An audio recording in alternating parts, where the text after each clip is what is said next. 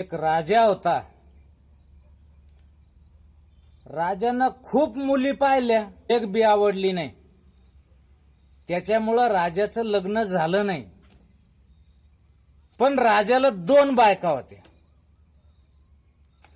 एक पादरी आणि दुसरी हगरी. पादरी जेवली की टर, हगरी जेवली की ढर. काही दिवसानं पादरी बाळातीन झाली, टर. हगरी बी बाळातीन झाली, ढर. मग नंतर दोघीच्या बी मुलाच्या बाराद्या. पादरीच्या पोराची बारादी, टर.